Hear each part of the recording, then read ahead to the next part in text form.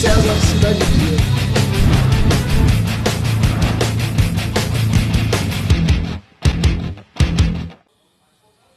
E aí, pessoal?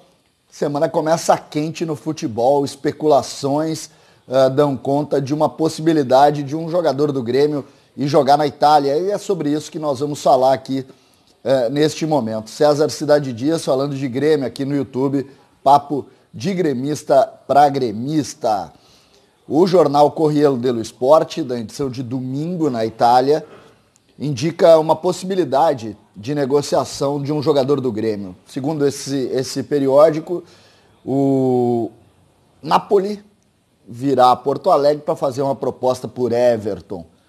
Fala o jornal em 25 milhões de euros do Napoli pelo jogador Everton, pelo atacante Everton. As especulações aparecem a partir de agora com uma certa frequência, né? Nós já na semana passada ouvimos também e por aí vai. A gente tem uma noção um pouco ainda superficial sobre quando que o futebol vai voltar na Itália, porque começam os treinamentos, a pandemia diminuiu um pouco a sua intensidade na Itália, então se imagina que vai jogar. A gente não tem noção exata do tamanho da repercussão financeira que os clubes vão sofrer, diferente do que a gente já tem aqui no Brasil.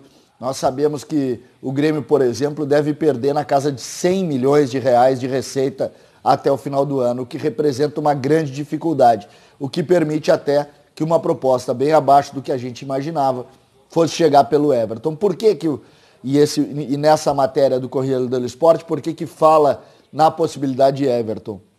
A equipe italiana do Napoli não irá renovar ou não iria renovar com o espanhol José Callejon, um jogador de 33 anos, muito bom jogador, né? Muito bom jogador. Seria um jogador que terminaria o contrato agora e o Napoli não teria interesse em renovar com ele.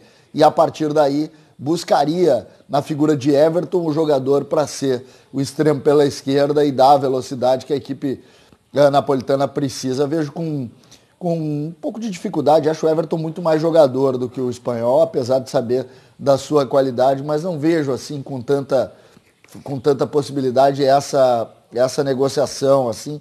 O Everton é um jogador que teria mercado em muitos clubes, só que a gente sabe que a dificuldade financeira vai cada vez mais tomar conta desse processo. Portanto, eu não consigo, nesse momento, ver dessa forma essa negociação. Mas a gente tem que respeitar, quando sai de um jornal tão importante, tão forte, a gente precisa respeitar essa informação, porque ela vem da Itália e ela chega aqui. E aí a gente, quando desembarca em Porto Alegre, sabe da necessidade do Grêmio de vender um jogador. 25 milhões de euros, o Grêmio teria 60%, tem uma discussão entre 60% ou 50% do valor. Vamos imaginar 50% para fechar uma conta aí, 12 milhões e meio de euros a 6, seria perto de 60 milhões, um pouco mais do que 60 milhões. Ajudaria muito nesse momento, o Grêmio faria a sua parte no que diz respeito à venda de jogador, porque já vendeu o Tony Anderson, já vendeu o Luan, já vendeu também o Guilherme, e faria aqueles 88 milhões que estavam previstos no orçamento. Porém, o orçamento do Grêmio vai ter que ser modificado, ou foi modificado já, ou está sendo, né? Porque a gente sabe que as receitas, mesmo que as vendas permitam que o Grêmio cumpra as receitas, cumpra o que tinha prometido, do ponto de vista do direito de TV, dos patrocínios, do quadro social, isso tudo diminuiu. Então tudo vai mudar e essa é uma questão que também pode ser. É uma pena se o Grêmio vender esse jogador para arrecadar 60 milhões, é uma pena, porque trabalhou tanto tempo para fazer jogadores dessa qualidade, e aí vem a pandemia e obriga o clube a ter que vender muito abaixo do que se imagina. Então é uma situação que realmente incomoda, mas que essa é a realidade e a gente tem que falar aqui da realidade. Eu vejo com dificuldade isso, acho que se vier essa proposta, dificilmente o Grêmio vai conseguir dizer não por causa disso, né? Em razão de tudo isso que eu relatei, da dificuldade financeira que ficou. E o que a gente pode projetar nos próximos dias é exatamente essa situação. Como conter a queda de receita. Às vezes, abrindo mão e vendendo esse jogador. Uma pena que vai vender esse jogador para pagar a conta de jogadores que vieram aqui, que custam muito caro e que não deixam esse modelo de legado aí que deixou o Everton sendo protagonista e brilhando também na seleção brasileira.